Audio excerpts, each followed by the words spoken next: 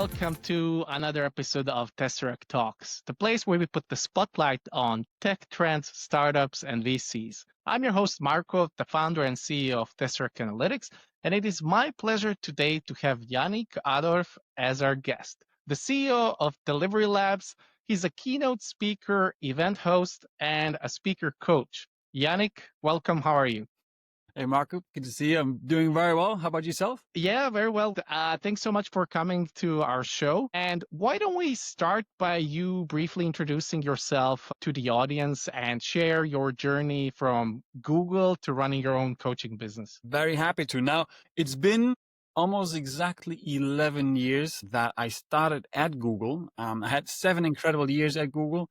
Lots of years of speaking, but ironically, it started off me being hired as an analyst and finding out very quickly that I can't code. And most of the other analysts could do that. So I followed a different path of me doing workshops as an analyst. So all the insights I could find within the back end of search and YouTube and explain that in a workshop to our clients back then. And that got a bit of traction. So people were, all right, we like this. If someone tells them in a story, so they send me to Silicon Valley, to the mothership, to do a bit of a traineeship. They call it an executive evangelist traineeship, where I then spoke in front of Google's biggest clients on where search is going, YouTube is going. And that caused then my former manager back then to tell me it's time to coach others.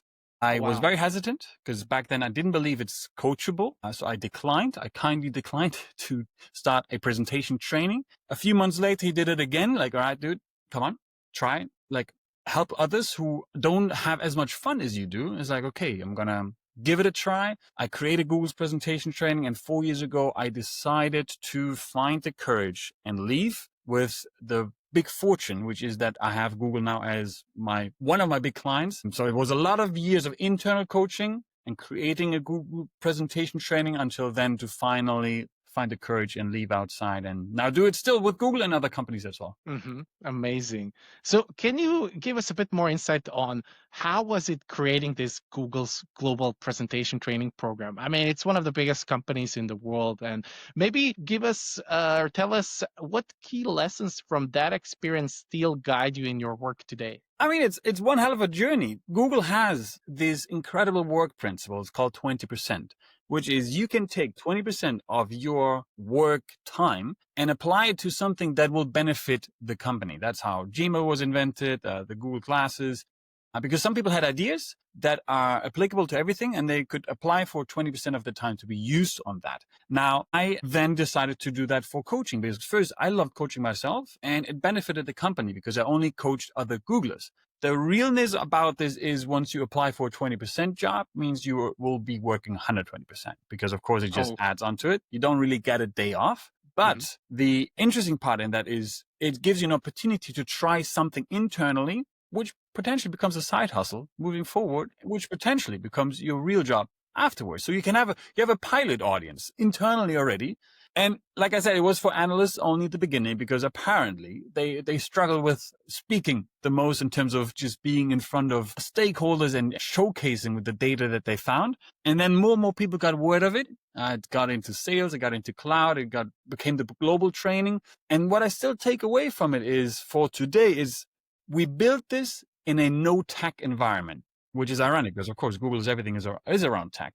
My whole workshop is zero tech. It's flip charts, Post-its, and a lot of practice where you only do something with a paper and a pen and work on flip charts, which are very colorful around the room. And I really think just to be a bit different on that angle has a huge impact on your learning environment, on your ability and openness to take on new content. It's just something that I've seen it once at Google myself, and I was so absolutely impressed by not having tech and just a playful environment to work and learn in. So I'm since applying it every day. Oh, amazing. And I know it's often said that fear of public speaking is like number one on the people's list, I think even above death. So I can imagine like coaching people in that space, in that area is also super rewarding if you succeed. Maybe tell us what's the most common mistake people make when presenting and how do you help them fix it? Now, first, let me touch on what you just said. It's incredibly rewarding. Now, because as you said, ironically, it's something people struggle with, and ironically, it is something that people need. So there is a need to work on it, and I believe once you get a hang of it, your life becomes so much more interesting and so much more easy and comfortable, because if no matter, you don't need to be in sales to be speaking all the time. If you want to portray your ideas to your manager, every single day you're presenting to someone, and the better you do it, the better you get off. There's this beautiful saying, like, if you think your idea is this good, but you only talk about it this well, what do you think people think about your idea? And so it drastically changes on how you approach communication once you realize that. And if I think about the most common mistake, to me, that is just people focusing on their content. Honestly, 95% of the time is spent on, okay, I'm going to change the font. I'm going to change this picture on my title slide. I'm going to rearrange the slides here and then. And you spend almost zero time on the delivery. And if you think about it, it's really not putting the audience at the core, which I think is the biggest mistake you can do, by not focusing on, okay, what is it that they could need? So if we work on this together, my main challenge is usually, if you would only want your audience attention, how would you tell your story? And it likely wouldn't start with your product. It would likely start with something that people actually care about as a challenge. Your problem might be solving that, but that comes later on. But first, I want to hear from you. Why is it going to be worth my time sitting there? And what are you going to do about the challenge that I'm facing? And you acknowledging the challenge that I have already gives you a better credibility.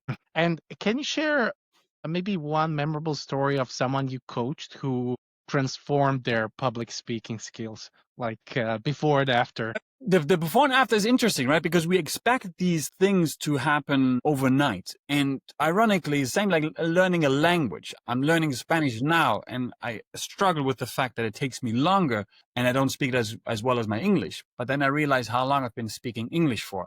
It's just, the whole thing takes time. I think about startups who just won some massive pitch conferences based on the workshops that we've done.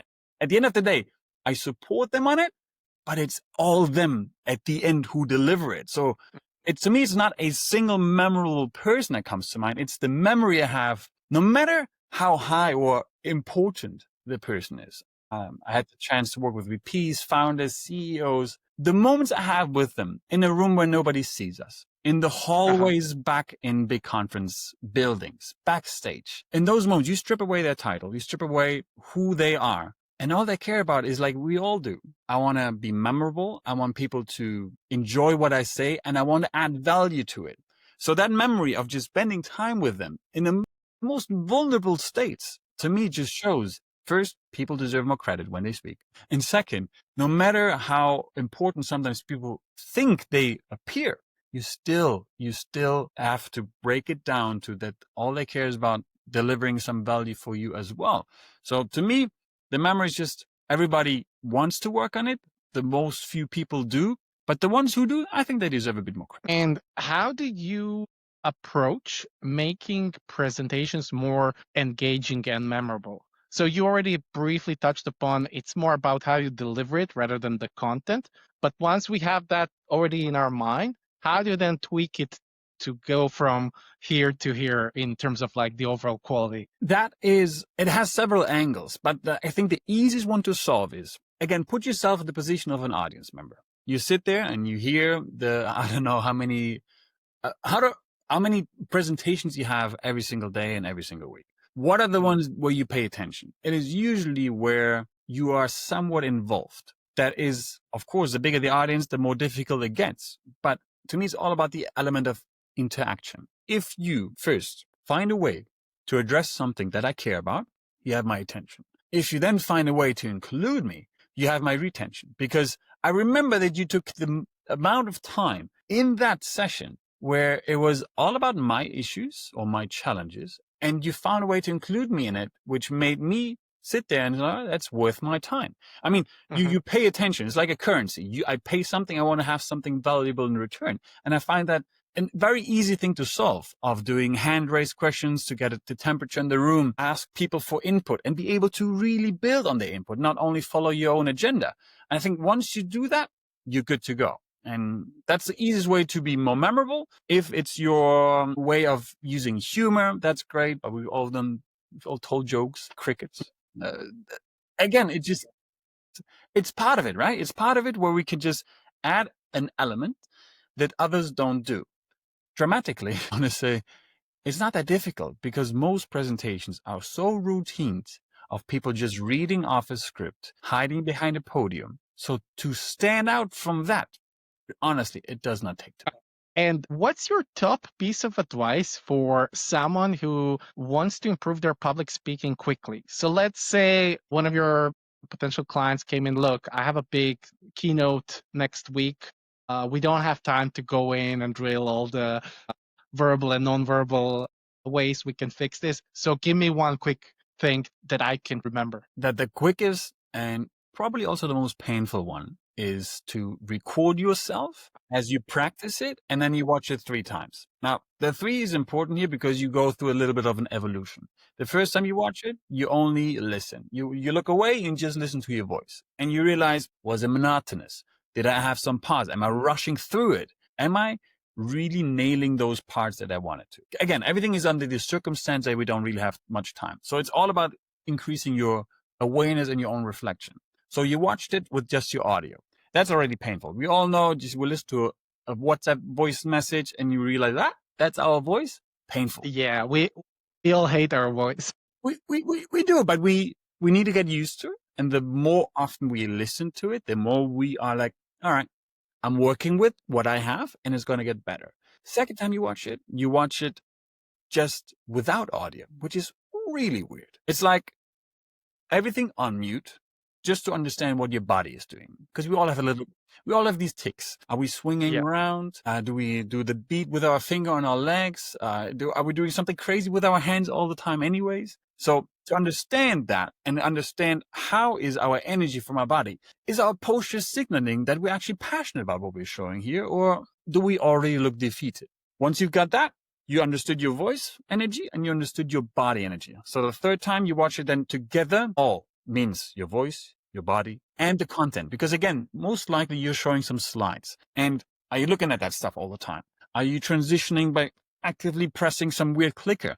Just how is the whole energy working out for you together? Once you've done that, you've done 95% more than anybody else, because watching yourself is the most painful journey you can be on, but it's the only way to understand, okay, I really use a lot of filler words. Okay, my body language wasn't as good as it could be. And honestly, it's an easy way to fix it. That's awesome. And now I get what the number 3 relates to, like on the hat, which is great. And you know what? People will remember now. People remember the hat to what 3 points to focus on. I hope. So where can the listeners learn more about your coaching and upcoming projects? I personally believe the easiest is on LinkedIn. Now, I post every single day. I post a tip or recommendation or best practice or a story around public speaking, because I honestly think this whole stuff should be more democratized you all have to do it more. So the earlier you get started with it, the better you'll be off. So my invitation, follow me on LinkedIn for those daily tips.